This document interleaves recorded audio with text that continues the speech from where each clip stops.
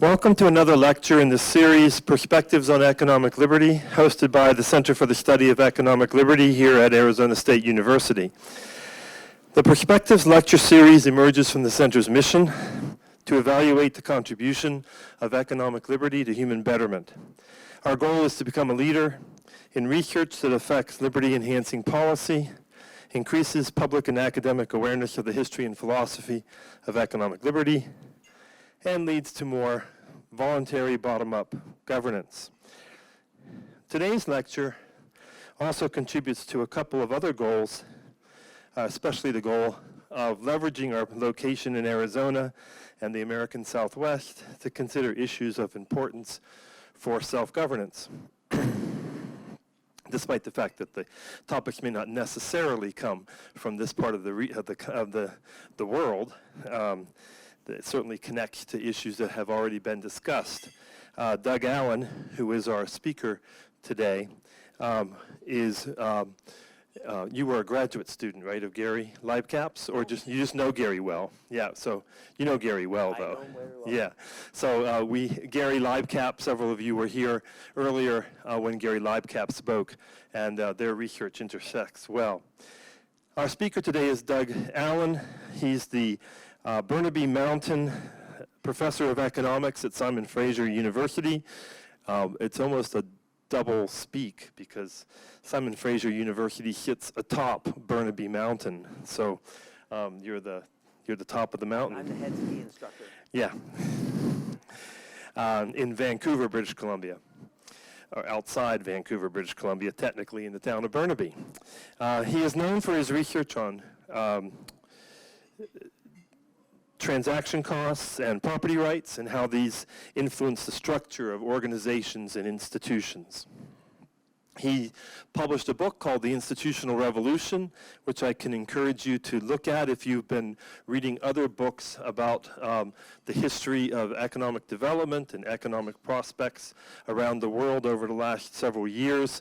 Doug's book, The Institutional Revolution, Measurement and Economic Emergence of the Modern World, is one of the ones you ought to look at. His website is entertaining if you want to find out more about him from his website. One of the things he says is he publishes on so many topics that he is a contributor to many and master of none, although he's a master in and of himself. So he's published on marriage, divorce, sex, farming, homesteading, the military, the church, dueling, gold mining, legal regulations, and probably other things. As you can see, well, I won't even start trying to tell jokes. In any case, please join me in welcoming Doug Allen to Arizona State University. Thank you very much, Ross. You know, it's a great place to be in February if you're from Vancouver. I haven't seen the sun for 3 months, so it's nice. Although when Ross invited me, it made me feel very old because he reminded me that I was a teaching assistant in a class he was taking back in 1982, so it's a long time ago. So I'm going to talk about Western settlement, and specifically, I'm going to talk mostly about homesteading, which in the context of economic liberty, if you were here for Gary's talk, Gary thinks that homesteading was one of the cornerstones of allowing small landholders that generated a lot of the United States that you observe today, that this was sort of a fundamental institution of the time. And what I really want to drive home to you today is sort of this revolution that's taken place in the last decade in terms of being able to digitize all these boxes of information that have been sitting in Washington, D.C. or Ottawa or other places that have allowed us to ask new questions, address old questions, and find out all kinds of things that were just literally impossible, even a decade ago. So what I'm going to do today is I'm going to just very briefly describe sort of the data that I'm working with, and then I'm going to go through 5 examples, and whether I get through all 5 or not, I don't know, but we'll see. So 30 years ago, I published my first paper on homesteading. It had this argument in it that I argued that homesteading was a rational policy of the American government to rush people out onto the frontier and establish meaningful economic ownership over the West in lands that, although they claimed sovereignty over, were actually in jeopardy. So in 1862, the U.S. South, you're in the middle of the Civil War, the South was claiming the West. Britain was claiming parts of the West. Mexico was claiming parts of the West. Russia was even claiming part of the West. And of course, there were all kinds of Native Americans out there that weren't too happy about whites moving out. So homesteading, I argued, established meaningful economic property rights, if that phrase means anything. At the time, though, I was very limited in what I could do. I sort of looked at the economic logic of the laws. I looked at the history of 5 states with their homesteading. I compared it with preemption, and I contrasted it with Canada and Australia. But I was very limited in what I could do in terms of actual data, actual sort of numbers. And in fact, I only had one empirical test, and this is the only table in the paper. I look at it now, I remember at the time, you don't worry about the numbers or anything. But I made 2 columns. Normally you'd put these numbers in one column, but I made them 2 columns just to make it look more important. I thought, if somebody saw just one column with a few things, who would care? But this was sort of I'm going to come back to this in a moment, but at the time I was arguing that there should have been a relationship between railroad expansion, and in particular land grant railroads, and homesteading, that these things should have been used together. But I only want to highlight this, that I only had 27 observations, and that was the 27 states. So I only had information on 27 states aggregated. And fortunately, I was living in Ottawa at the time, and one of these books I could only get at the National Archives of Canada. It was that hard to get. And I remember this guy wouldn't even let me touch the book. He kind of had his white gloves on. He went through and I could write down a few numbers. But that was just 30 years ago. But now we live in this world of big data. So what happened about 8 years ago is Ancestry.com took a whole bunch of senior citizens that, just genealogists and people like that, mostly interested in genealogy. And they went into the Bureau of Land Management, where for the last 150 years, these land patents had been sitting in boxes, and they digitized them. And they digitized them for all the federal land states, so all of those states there. So the federal government claims, the western lands, and every time that a land transferred from the federal government to an individual of some type or another, could have been a corporation, but every time a piece of land transferred, there was a patent created. And this was a piece of paper, and it looked something like this. This would be an example of one of them. And so here we have a land patent, and it has a bunch of information on it. So up here it tells you that the authority that this land was given away was under the Homestead Act.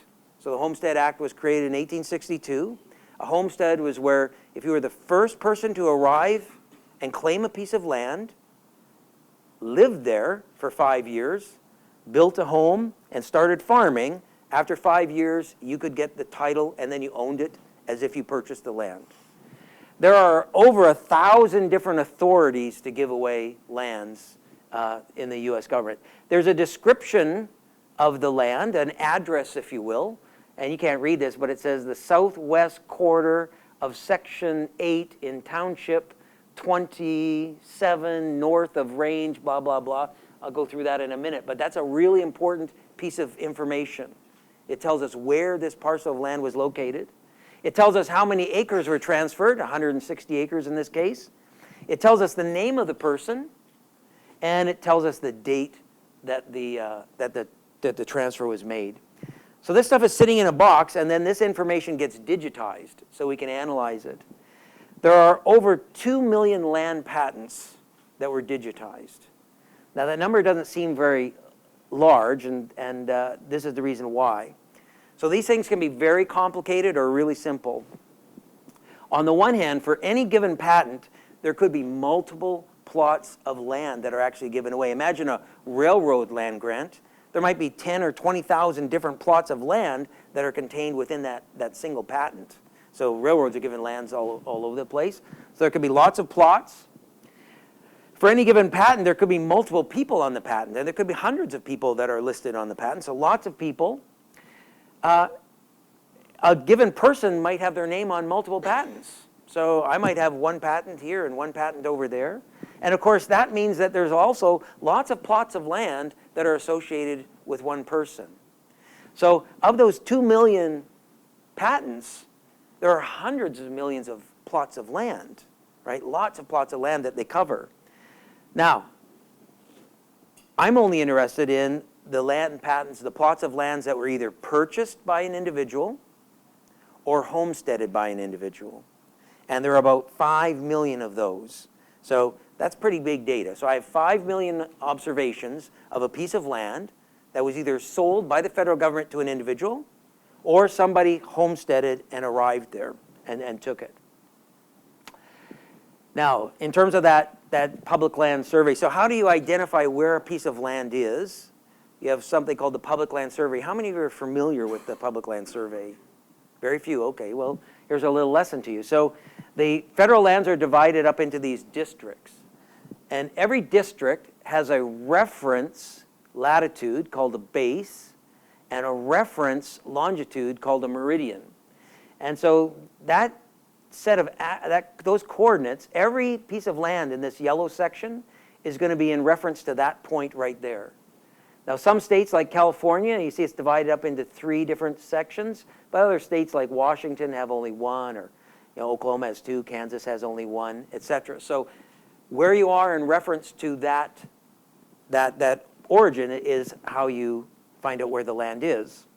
So here's an example. So here's a base latitude, and here's a reference meridian running north and south. And these areas are divided up into what are called townships. Every township is 36 square miles. So here's a township here, and this township is 2, it's 1, 2 north of the latitude, and it's 1, 2, 3 west of the meridian. So the address of that township would be township 2 north, range 3rd west. That's just what the range just is referencing, east or west here. So if I take that township and I look inside it, it's got 36 square miles inside that township. Each one of these squares is 1 square mile, and they're called a section. And a section is 640 acres. And so let's just take section 15, and they're numbered this way, 1 all the way down through 36. So if I took section 15 can be divided up. And the base division is to divide it up into quarters. And so you may have heard the expression, a quarter section. So there's a quarter section right there. It's 160 acres, and that would be the northwest quarter of the 15th section in Township 2 North, Range 3 West. So if I have this address, then I know that that's the plot of land, and it would be located in a particular spot, on this map. Now you can divide these things up even more, and then this initial part just gets really complicated. So this thing can just be divided. What I'm going to be talking about today are quarter sections. So all the analysis, pretty much all the analysis I'm going to do is looking at quarter sections. Why is that? Homesteads were given in quarter sections, and land was basically sold in quarter sections. Having said that, homesteads could have been almost any size, and sales could have been almost any size. But the bulk of them, about half of them, are almost all done in quarter sections, and they would vary depending on if there's a river in the way or whatever. So that information, I have that information on the land patent. So I know exactly where the plot of land is that individual purchased or homesteaded. Now what does that mean? Now again, this is something that you had no way of doing just 10 years ago. If I know where the plot of land is, I can map it.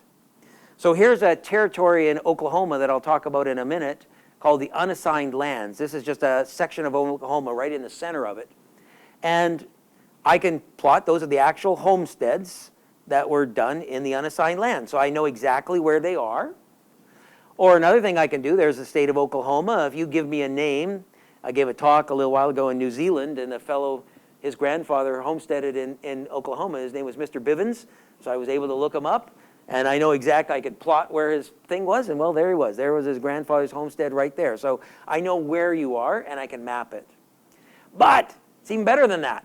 If you give me any geographical information at all, so for example, you tell me you have a satellite image of soils, and that satellite image I can project onto a map, and then I can take a snapshot. I can take one of those quarter sections and snap it on that map and extract all the information. So I now know what are the soils on your quarter section. And I know if they vary or whatever, I know all about the soils. But I can do that with any kind of geographic information. You tell me the elevations. I can snap in on the elevation of a particular quarter or section, and I can know how rugged is the territory. I can know the average height of the territory. Anything that's contained in that information, I know about. But I can do other things. I can say, well, if I know where the railroads are, so you tell me where the railroads are, I know where Mr. Bivens lives, so I can calculate how far is Mr. Bivens from the closest railroad. Or how far is he away from the forts, if I know where the forts are, or the Indian reservations, or towns, or whatever.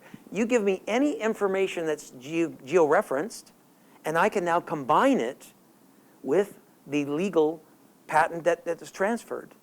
So not only do I know the information about the individual plot, I know all these other characteristics about the plot. And so I can now ask all kinds of questions that, again, even a decade ago, I could not answer. So that's my summary on the data. I'm not going to go into any more detail than that. I don't know.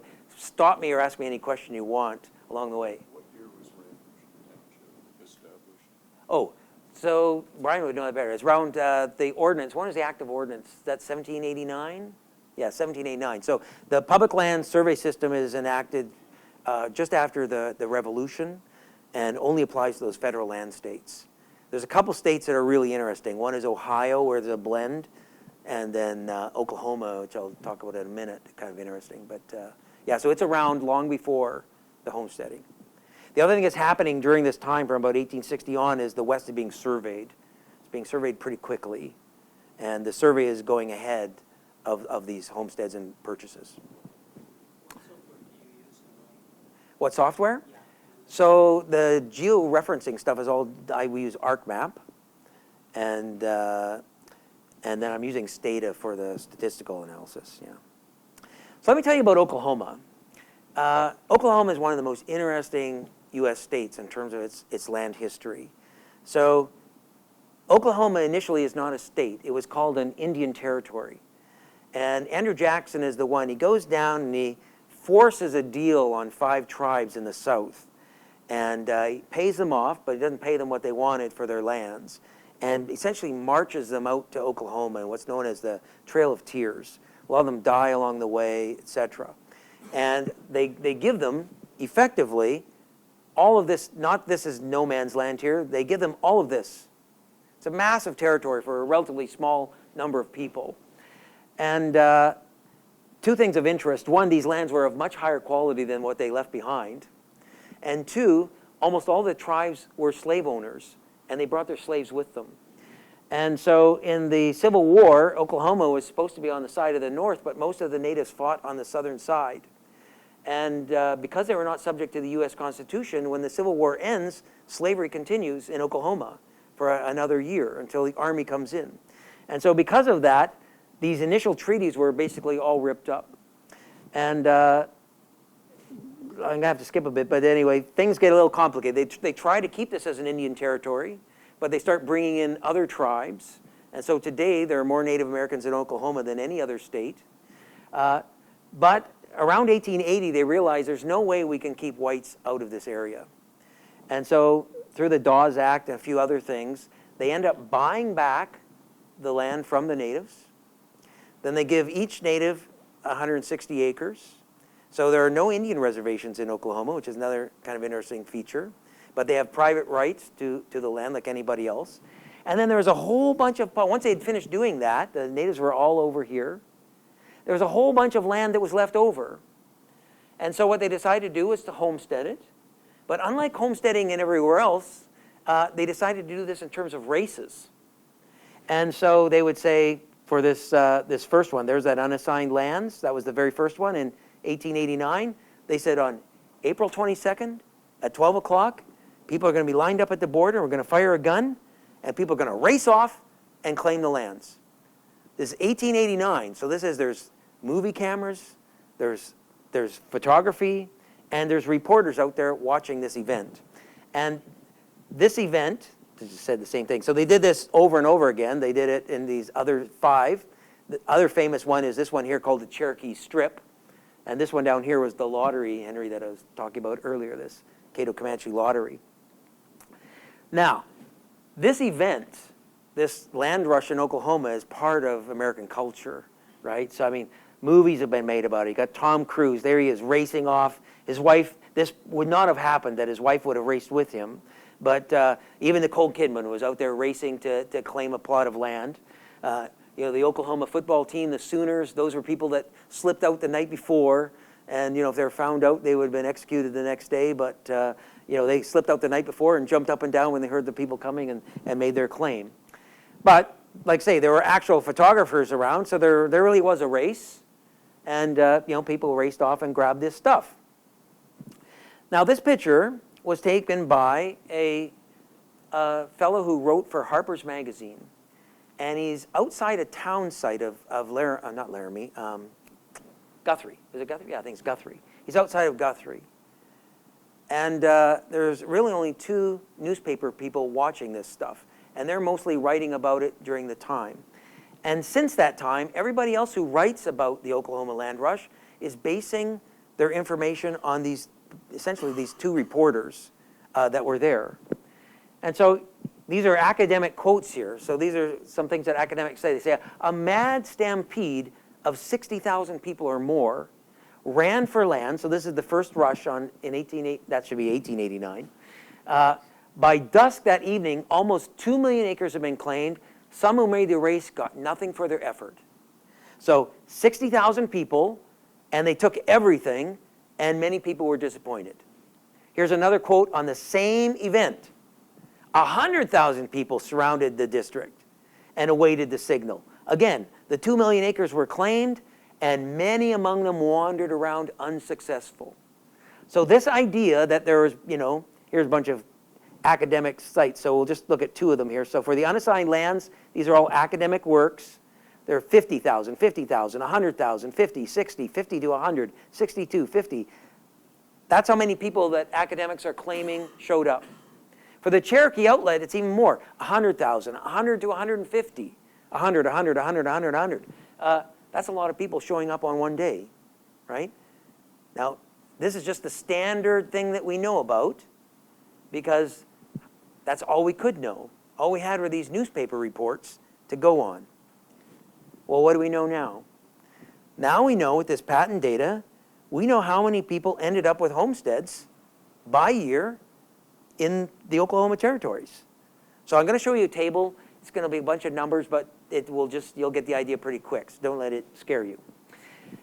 So let me just take a step back first. Remember, it takes 5 years before you get your title to your land.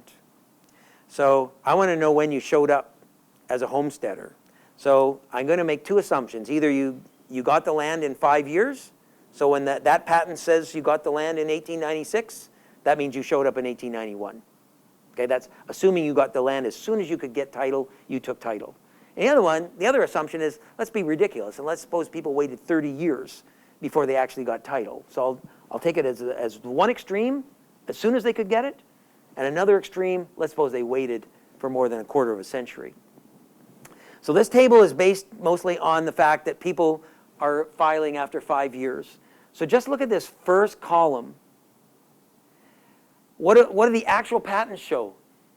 Only 1,600 people showed up. Not 60,000 or 100,000 people, right? The next year, 5,000, 2,700, 1,700. I mean, numbers aren't even close. If I come down here and I say, let's assume they took 30 years. So after 30 years, how many homesteaders were there in those unassigned lands? 14,000. That's still only a quarter of what the newspaper guys were reporting. Look at their Cherokee outlet was the other one. Remember, that was 100,000 to 150,000 people. 285 people in the first year. 416, 1,200. If you add them all up after 30 years, only 25,000 people. 1/4 to 1/6 of what these newspaper guys were claiming. Now, we also know what's the fraction of all the land that was claimed. After 30 years, it's 85%, 58%, 80, 75, 56. In no race was there ever, even after 30 years, all of the land claimed. You could have shown up there 30 years later, and you still could have got land to homestead. So the accounts are completely wrong.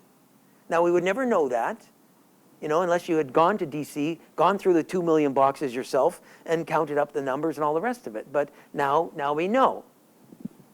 Now, Brian and I are the ones work on this thing. We got a lot of pushback on this. There are all kinds of people that lived in Oklahoma, and gosh darn it, this is part of their heritage, and you're kind of poking a hole in the balloon. And so people said things like, well, maybe people showed up, maybe 100,000 people showed up, but 85,000 people decided after 6 months that they would just, what's called commute. They would buy the land. Forget this homesteading business, we'll just buy it. Well, guess what? We have the data on who bought. And there were only 2,400 people bought. That's nowhere near, the 400,000 people you need to make those numbers work. Processing delays. People said, the federal government just took forever to process things. But again, they didn't take 30 years to process your homesteading claim, so that can't be the explanation. A lot of people said to us, there was 100,000 people showed up. They started homesteads, but within 5 years, 85% of them had failed and they went back to Boston. Well, we used other digitized data, the 1890 and 1900 census, and so we can use that data to say, okay, how many people were actually farming in 1890 and 1900 in these counties? And what's the total acreage there? And does that match with our patent data? And yes, it does. So it wasn't massive failures that was causing it. And we've used digitized maps and census reports that have family members, and we think this is what actually happened. That these newspaper reporters, one, were in the town sites where there was lots of people. People were more interested in the town sites than some piece of land in the middle of nowhere. And they confused the spectators, the family members, with the actual racers. And so they might have seen a lot of people. They saw Nicole Kidman, and they saw Tom Cruise, and they thought they were both racing, just like in the movie. But only one person per family was racing, right? And so we think that's the best explanation of what's going on. Again, that's just one little tiny example of something you can do with data today that even a decade ago was impossible to do. Second example. I'm only on the second example here. Remember in that 30 years ago, I had a little model and stuff that said railroads and homesteads should have been used together as a way of establishing a meaningful ownership over the frontier. And now, so I predicted that 30 years ago, and the reason why that would happen is when you put a railroad through, it makes the land very valuable, which means now people have a strong incentive to rush out and get it, right, through homesteading. And the other thing with the railroads is you can sort of point to where you want the people to go. And you want the people to go to often to the very place they don't want you to go. So the United States, for example, in Arizona, there were a lot of Apache here. They wanted settlers here, but no settler wanted to go here. So they gave them all kinds of incentives to settle here in light of the native threat. So there's a crude map of the railroad lands, the lands that were given to railroads. If you add up all this acreage that was given away to just 7 railroads over the course of just 8 years, most of it over the course of just 4 years, you get the state of Texas. So the federal government gave the state of Texas away to just 7 railroads in the 1860s. These railroads make a big swath across a state because they're given away in a checkerboard pattern. So the white squares are the railroad lands, and the red lands are the private lands, and these are just other things. And you can see it's not a perfect checkerboard, but it's basically a checkerboard. So these are the lands that were given away. Well, recall, I only had 27 observations 30 years ago. I only knew how much rail was there in a state. That's all I knew. And I knew, well, how many homesteaders were in the state. That's all I knew. I had no idea where they went. But now what do I know? Now I know where they went. So let's consider the Union Pacific, which was the very first land grant railway, which went from Sacramento to Omaha, later extended to San Francisco and things like that. So I can see where people come, and what do I observe? I observe that people showed up. As soon as the railroad was announced, people started showing up. So this grant was made in 1864.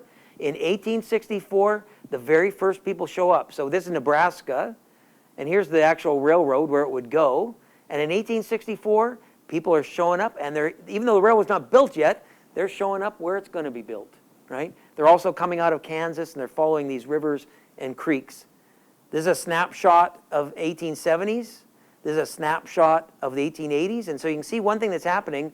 The homesteaders are moving from the east, and they're moving west, right? They're not showing up in the eastern part of Nebraska, or sorry, the western part of Nebraska in 1860. They're starting over here.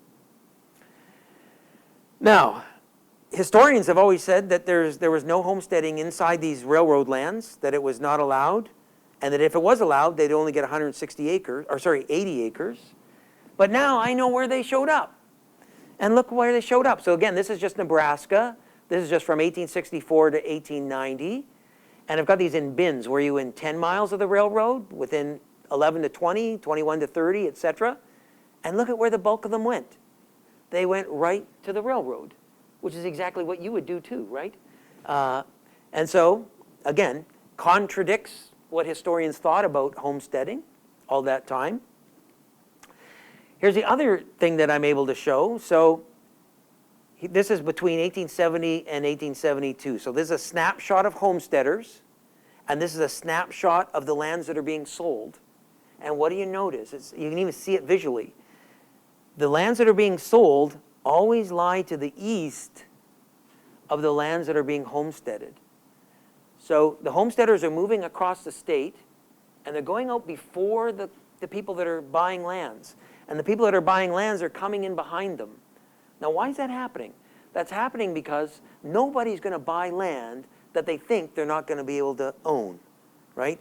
Oh, I'm going to buy land in Nebraska in 1850, but we don't even know if the U.S. is going to own Nebraska in the 1850s, right? I'm going to wait until I'm confident that the U.S.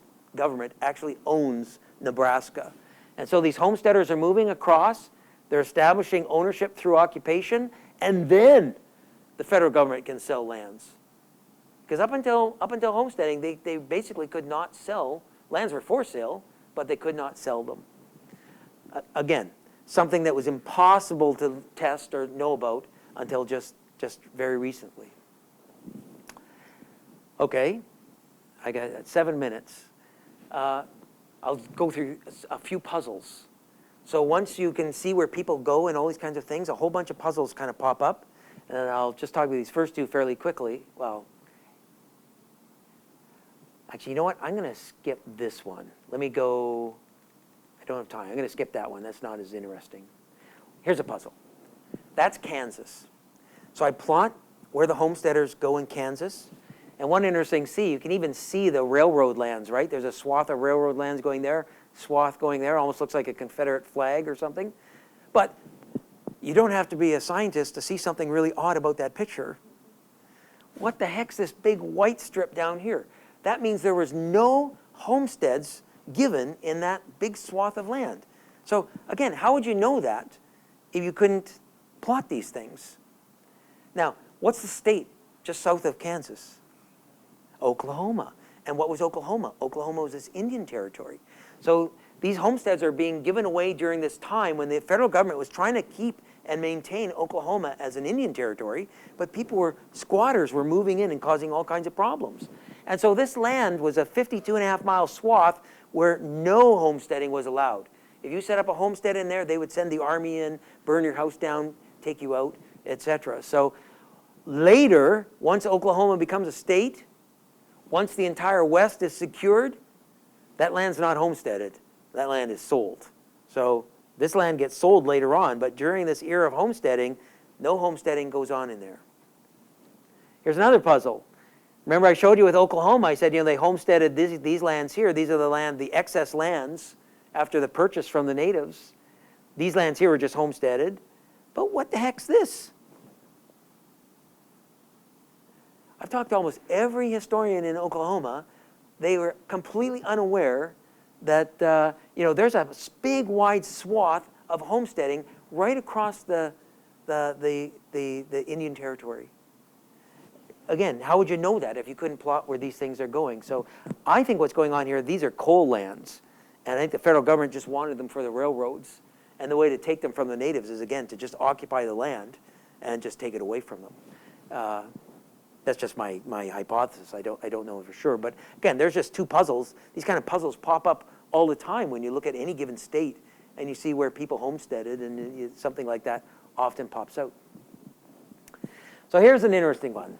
This is the one that Brian and I are working on, been working on for almost 2 years now, is LongRun Effects. So there are the western federal lands, and this is a map of counties, and you're looking at what fraction of the county was homesteaded. So the darker the county, the higher the fraction of homesteading. So you can see here in the Midwest, not much homesteading. On the West Coast, you know, some homesteading. In the desert regions, not a lot, but you see a lot of homesteading going on through here, right? Now, I'm going to put up a map, the same map with the same counties, and we're going to look at the income per acre on the land in 2010. It's like 100 years later, or 110, 120 years later. Let's look at the same counties and see how valuable the land is. Now, I want you just in your mind, what do you think? Do you think there's these lands? Which color is going to be the most valuable? Well, there you go. It's the lightest. So the lands that had the least homesteading are the most valuable per acre. They're on the coast and over here. The lands that were heavily homesteaded have lower values.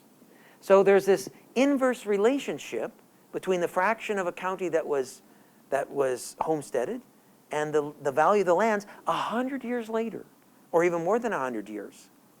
Now again, this is kind of an old style thing that you could do 10 years ago, just looking at things at the county level. But now we can ask the question, let me go right down to the plot and see what's going on here. Were the homesteads just crappy land? Is that what's going on? Was it only my ancestors, the Irish, that homesteaded, and you know what they're like. So is that what happened, or what happened? So again, we can analyze. So we know which plots, which quarters are homesteaded, and which are cash sold. We know all this information. We know land qualities and all these kinds of things. And what do we find? Now, again, kind of this. Don't be too intimidated here. So what we have here, these are going to be correlations. So we know in 2012 how much of a quarter section of land was developed. Was it 10% developed, 20%, 30%? So we have satellite imagery of this development in 2012. So that's going to be our dependent variable. That's the thing we're going to try to explain. And then we're interested in, was that plot of land homesteaded or was it sold? And across all these regressions, you see the sign is negative and it's statistically significant. So we're going to do a number of things here, and we always find this inverse relation effect. If it's homesteaded, there's less development in the future. So what do? This first column just says, what's the crude unconditional correlation, right? No controls whatsoever. This column says, let's control for the soil quality. We know the soil quality. Let's see if we'll control for that. Let's control for elevation. Let's control for ruggedness. Let's control for how far you are from a rail, how far you are from a stream. Is that why? Were the homestead lands lousy soils, et cetera, et cetera? Well, we still find the effect. What if we get rid of this linearity in these controls and just use in bins? Same effect. What if we include every township as a fixed effect? So that's saying within a township, so within that 36 square miles, do we find the effect? We still find the effect. So we're controlling for the township level. What if we control for when you arrived? Still find an effect. And what if we actually control for the section? So if you look at section 15 across all the West, it's true that the effect, if we just look at section 15 or section 1 or section 2 or whatever, the effect still holds. So it's not something that depends on those things. What if we got the wrong measure of development? Well, we can use the same measure for 1974. We have another measure called from Cropscape, just another measure of satellite imagery of development. We can look at how much light is being emitted from the parcel of land. That's another measure of development. And we can actually tell what you're growing on these plots. So let's just look at grains. Are you growing grains there? And again, we find the negative relationship all the way across.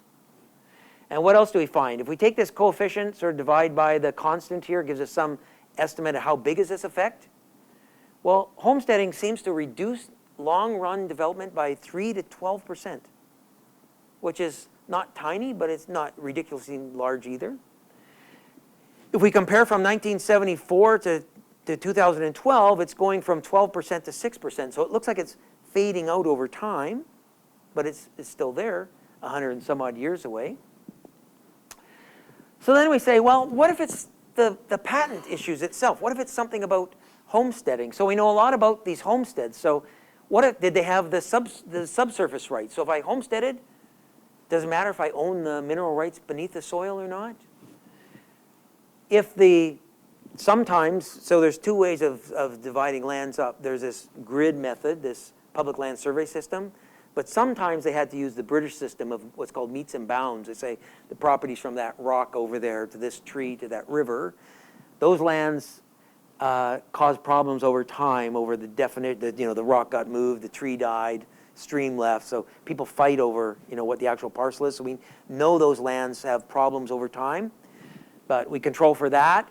We control whether or not your parcel of land spanned a section. We control for how many plots per person, how many people per patent, etc. We control for what part of the township were you in. We get rid of townships or quarters that eventually became cities. Just throw them out.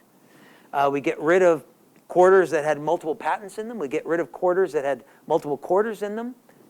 So somebody's patent spanned a quarter. And what do we find? It doesn't matter what we control for, the effect's always the same. And in fact, the more things we control for, the size of the effect relative to the constant gets really big. So it's on this last regression here, it's about 30%. So once I control for all the characteristics of the patent, get rid of the urban outcomes, all these kind of things, this effect looks even bigger. Other things that don't work, and I'll finish up. Just basically what doesn't, the one I really want to point out here is that it doesn't matter what ethnic background you were. So it's not like the Irish were terrible. They all homesteaded and they were drinking all the time and they were bad farmers. It doesn't matter. The other thing, we can control for the actual individual person. And again, it doesn't go away. So we can control whether you had both types, cash and homestead. If you had one claim, we can control for all kinds of things. The effect's still there. And even here's another thing that's kind of fun to do. So if I assign every unique name a number, I can look at the distribution of names in any given state, or in this case across all the states. And I can do that for whether or not the land was sold or whether it was homesteaded. And it's exactly the same. So the probability of being a Smith, if you homesteaded, is pretty much exactly the same as the probability of being a Smith if you bought, or Rodriguez, or a Wilson, or whatever. That there's no difference in the type of people that were homesteading or sales. So that can't explain what's going on. So what is driving the effect? What's driving the effect is this. How close were you to rail, and when did you get there? And I'm out of time, but I'll just see what would be the best picture. I'm just going to show you this picture. So what really matters is, were you within 20 miles of the railroad? If you're beyond 20 or 30 miles, it doesn't matter if you homesteaded or cash rented. 100 years from now, both plots of land are doing exactly the same. So it had to be, these guys were doing something inside these railroad lands. But it also matters about when you showed up. Did you get there before the railroad got there?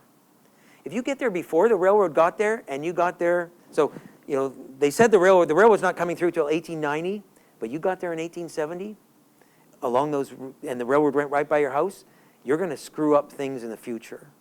And so you sort of see this here. So these are railroads in 1911, and these are you're within 20 miles of the railroad, and I'm just looking at, these guys got there in 1870, or before 1870. And there's a big negative effect. These days, 1880, 1890, 1900, 1910. These guys got there after got there in the teens. No effect. And if you come afterwards, it's even a positive effect, although these are statistically insignificant. So these three here, if you show up after the railroad, no difference. No difference. So our hypothesis is this. The one difference, the one thing that homesteading did is you had to go out there and live there. You had to build a house, and you had to start farming. You had to build infrastructure, right? And so if you don't think, you go out there and you don't think anything's going to happen to your land, you just probably build more infrastructure, right? If you go out there and you think, oh, 5 years from now, this land's going to be a city, I'm not going to build a barn, right? But if I think nothing's going to change, then I build lots of infrastructure.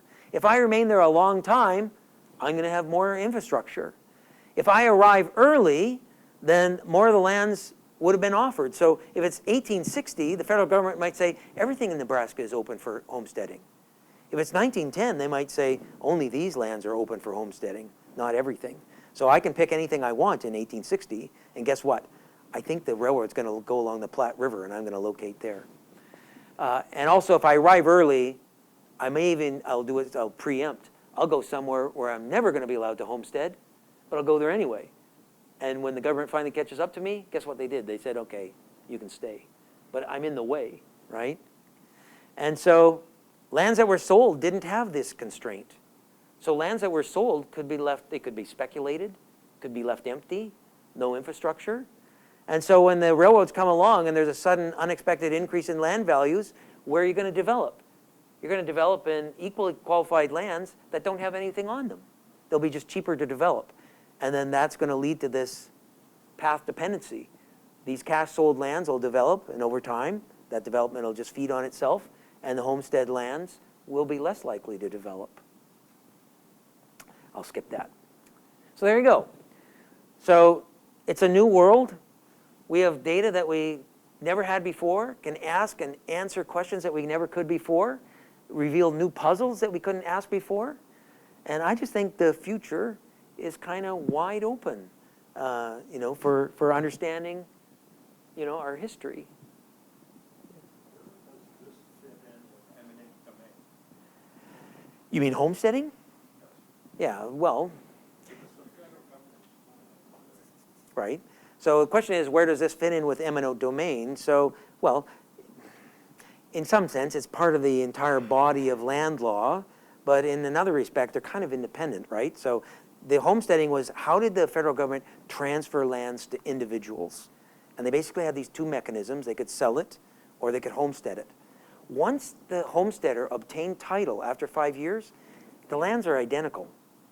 So eminent domain is going to apply to both of them in equal fashion. It's not like the homesteader was somehow protected or more vulnerable to eminent domain. The time periods are different. Well, not really. So the lands on the west were always for sale, right? Or Well, you had a homestead on eminent domain. They call them quick claim. call them what? Quick claim. Quit claiming. Well, you mean commuting? I'm not sure what you mean. Similar to that. Well, yeah, okay. So if you homesteaded, yeah, you had the option of buying, in which case it was just like a cash sale. But you always had the option of buying anyway, in which case you owned the land, fee simple. So I think, again, eminent domain is kind of a separate issue. It would have applied to both. For the federal government, they have to pay some different.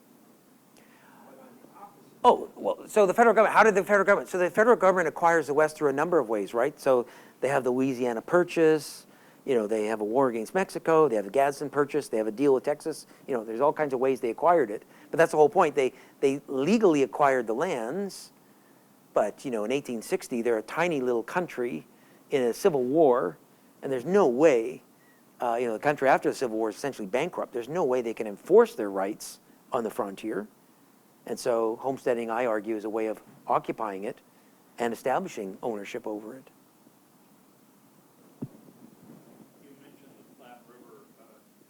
To what degree does the location of major rivers also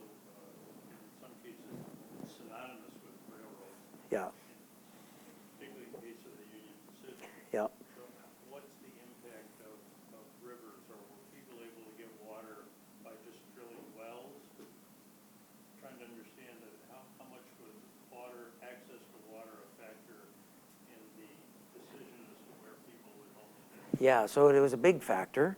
So, like I said, you could sort of see that in some of those in the Nebraska graphs there. This is another thing about this new digitized world. When I first started plotting these Nebraska homesteaders, I didn't have a map of the streams. So, where's that one? Yep, there. So I didn't have maps of the streams, so I knew where the railroad was going. I see these guys coming here. I had no idea what these guys were doing, or these guys were doing, and but they're following water, right? So, yeah, that's the Missouri River. That's right, and they're following all kinds of things. So the question is, streams were not the only thing they were following, right? But water, distance to water does matter, but we control for distance to water, and it doesn't get rid of that inverse effect. So, it's not what's driving this puzzle that 100 years later, the homesteaded plot is less developed than the plot that was sold. Where did you tie that to where the buffalo was? I have no idea where the buffalo slaughters were. Because most majority of that on the railroad started. I did study the buffalo slaughters. Yeah. First year when it came out, it was 10 million. The railroads. 10 million first crop. 30 million. Yeah. And then the final Buffalo. Yeah. Yeah. So of course the railroad, takes hunters out, and not only that, allows the hides to be shipped back, right? So yeah, the railroad was instrumental in the buffalo slaughter, but why would that have an influence on the? A lot to do with the fact that 100 years later, the land that was homesteaded is worth less than the land. They were given two options, homestead it and had to have an income to pay for the land. Right. So you had to slaughter buffalo. No, but you actually had to farm though. Hunting didn't. So these people, they go out, they're way ahead of civilization, and they're hunting. That back then, they could have been saying that I'm farming. Nobody was controlling that. So that's an issue we've been looking at. So I've been reading all the survey reports and all the rest of it. They're actually, I don't know whether you believe them or not, but they were making quite an effort to at least ensure that somebody was living on the place, right? But I don't think homesteaders probably are not the buffalo killers, right? I mean, the people that are killing a lot of the buffalo, the millions of buffalo, are hunters that are out coming for the hides and taking them back east. Are you familiar with regulators? Yeah? A lot of these regulators were in these fields as government agents. Yep. And when these acts were going on, they were working with the Indians. Yeah. Yep. Those people didn't want to go out. Yeah. The only encouragement that they had was, I was saying, they were enticed to take it to the homeless. Yeah, well, there's all kinds of enticement. So there was often, there's a lot of talk of graft and abuse of the homesteading system and all these sorts of things. True, right? But again, if we think about the puzzle, suppose there was some kind of, you were a regulator, you got 2 homesteads. You weren't only allowed 1, but you got 2, etc. Why would that have an effect 100 years later? That's the puzzle, right? And remember, I know if you had 2, right? So I can control for that. So it's not clear what that has to do with the puzzle, but it is kind of an interesting question. So I'm gonna control the question and answer. So we have several people who want to ask questions, and we usually give choice first to students. So are there any How do students? you know these guys aren't students? Yeah. well- We're all students, so ultimately. But okay, so Henry, you had a question. Let me give it to you, so he gets it on the mic.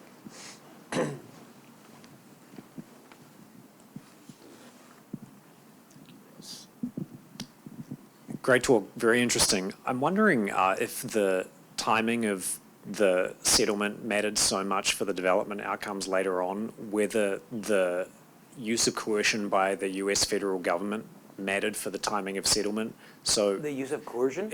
right, so the ability of the federal government to secure these homesteaders from attacks from Native Americans. So is there some sort of chain of causality that there's got to be territorial control by the state, then you get homesteading, and so is the story of the timing in some way endogenous to to state formation or Okay. state building? Okay, so after the Civil War, between 1865 and 1880, there's only at most 8,000 troops in the entire West.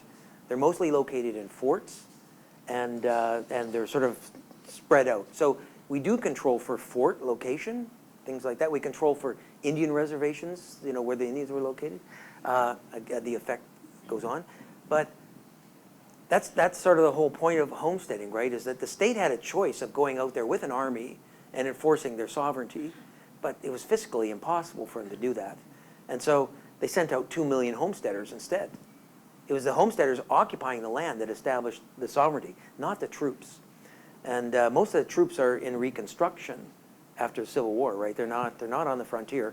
To the extent they are on the frontier, they're in these forts, mostly policing the post and things like that. They're not, and engaging in battles, but...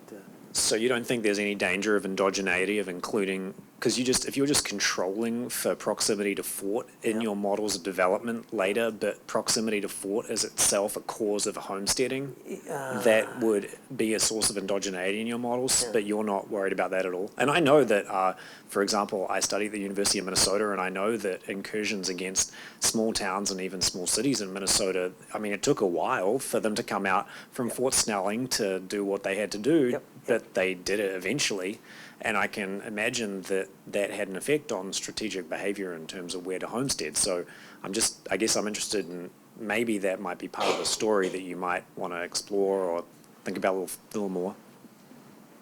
Yeah, so one thing that's come to this, there are these lands that are offered that we don't have much information on. So, the state, was it a random assignment of homesteads and cash? I don't think it was at all. Right? I think I showed you that picture of, it was up here. If you look at Montana, I can't remember where it was. Anyway, if you remember that picture of Montana, the homesteads, you can clearly see the homesteads, you can clearly see the sales. They're in different places. So it's not a random assignment. But yeah, I just think the military presence was too small to have any significant impact. But I also think that I personally think, Brian disagrees with me on this one, that the homesteaders were located in the troubled zones. The very places where sovereignty was most in question and at issue. I think that was a key, for me, that was a key point you made that I hadn't seen and thought of before, was that the homestead places were the ones where there was the most sort of questionable sovereignty. So that's a really interesting point. So take Oklahoma. Oklahoma is like 1890, so all the native battles are essentially over in 1890. But there's still the largest concentrations of natives in Oklahoma, and they've just gone through this Dawes Act. They're not that happy with what happened. Why did they homestead Oklahoma, right? Well, if you just allow people to trickle in there, there's going to be all kinds of violent confrontations that the U.S. military, the Army, is going to have to settle. By dumping in, even the numbers that we had there, by dumping in hundreds of thousands, 100,000 people, it becomes almost impossible. So there were only 17,000 Native Americans in Oklahoma in 1889. And you dump in 100,000 whites, you essentially rule out the violent outcomes. So this is a question that we have someone to ask a question here for. I'm going to ask a question first connected to that, which is, Terry Anderson, who I'm sure you know, makes the argument, and he and PJ make the argument that the West really becomes violent once the cavalry arrives.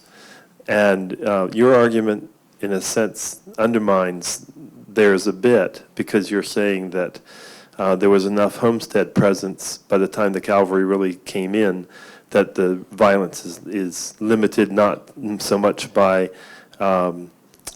the violence doesn't really change that much over that period. That's right. So violence is mitigated by this occupation. Yeah. And again, the military is just such an insignificant number. Yeah. I don't think it had any. That's an important question. Who were the homesteaders? Were they immigrants or were they Eastern Americans? Okay, so that's a good question.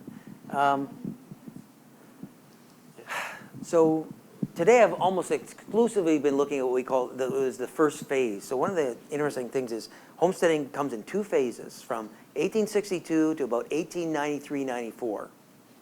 And that group, if I look at just the last names and go to Ancestry.com and say, where are these people coming from, they're mostly coming from the Northeast. So they're coming from Massachusetts, New York, Pennsylvania. There's some coming from the South, but not many. So it's mostly coming from the North.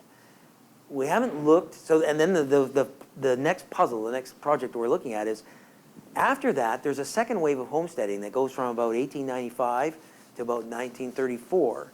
And it's actually twice as large as the first wave. And we suspect that immigration is sort of a major part of that, but we haven't looked at it yet. But the names are lots of, Smith, they're Wilsons, they're very much Anglophone names. They're almost all Anglophone names. In Minnesota, there's a lot of Scandinavian names. In Arizona, there's a lot of Mexican names. But other than that, every other state pretty much looks exactly the same. That's one of the limitations that we have. We only know the name. I don't know if they were born in the U.S. or. In terms of the long-term effects, when you were talking about that, I was wondering, with homesteading, the goal is farming, and you were saying that they had to create a farm and prove that they were doing that in order to get the patent from the United States. So looking at 2012 income, which I don't know how related that is to farming in the modern day, wouldn't that have a biasing effect in that they were choosing land for its farming capabilities and for homesteading? Right. So remember, we're controlling for the quality of land, right? So you've got a parcel of land that gets homesteaded and farmed in 1890, but you got another piece of cash sale land that may be farmed, same kind of land, may be farmed as well. The question is, why does the homesteading land stay in farming? I mean, if it should be developed, why doesn't the farmer sell it? And that's the puzzle. So you're right, and that's kind of our story, right? Is that farming required some kind of physical investment that sort of sets you down a path in the following sense.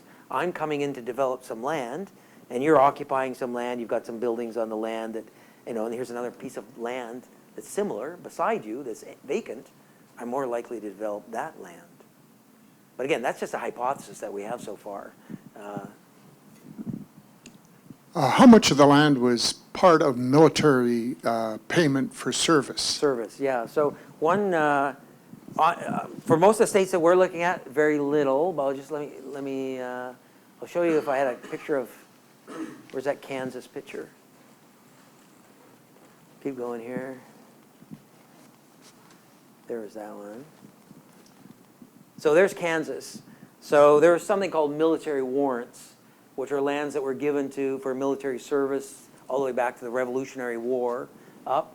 And so you kind of see the edge of it right there. That's what those lands were. Those lands were military warrants. If you remember in Nebraska, there are virtually none. They're a little bit up in this corner. But yeah, so we're looking at lands basically west of here, and there are no, it's not a significant component. Where does the Spanish the Church Way of Plains, Spanish now, Texas? Yeah. Parts of So parts of New Mexico until 1948. So the question is, what about the Mexican-Spanish claims? So one of the interesting things, of course, is that Texas joins the Union much differently. So Mexico had a problem. They had a problem with American interlopers, and they decided to homestead, but they just did a crazy homestead policy. They brought in American homesteaders, Crockett and Houston and Austin, all these guys, and then they allowed them to homestead wherever they wanted, which means the Apache were a big problem for the Mexicans. All the homesteaders settled down here, and they also gave them lands that were way too large. They gave them tracts of lands that were 5,000, 10,000 acres, so they had no density to defend themselves. And so eventually, of course, those guys rebel against Mexico. Texas becomes a country, and it's a country for 10 years. And Texas is actually all of this land's here, right? It's a huge state. So when Texas joins the Union, one part of the deal was there are no federal lands in Texas, which meant there was no homesteading. Now, what did Texas do? Texas used the military to defend their border because they didn't have to pay for it, right? So they had the choice of continuing to homestead, but they decided not to because they had a free army. The United States didn't have an army to use for free, and they used homesteading. Now, so these other states here were divided up from the state of Texas, and the only thing that's kind of interesting is this panhandle in Oklahoma. So why is that there? That's there because this is the Mason-Dixon line right there, and part of the Civil War issues, right? Oklahoma was a northern state, and that just got tacked on to Oklahoma, part of the Civil War. But anyway, I don't know if that answers your question, but no homesteading in Texas because there are no federal lands in Texas. Well, please join me in thanking Doug for his interesting talk. And Mason, I just want to confirm when our next talk is. 2 weeks. Yes, 2 weeks, March 3rd. And it is Jane Jacobs. Right. And the speaker is a native Arizonan, grew up next door here in Mesa, Arizona, and is a professor at Purchase College in New York, and a lifelong student of Jane Jacobs' work, and wants to argue that it is important that people recognize her very strong economic foundation in her work, while she's often identified in other regards, like city planning and the like. So it'll be a very interesting talk. I hope you'll join us.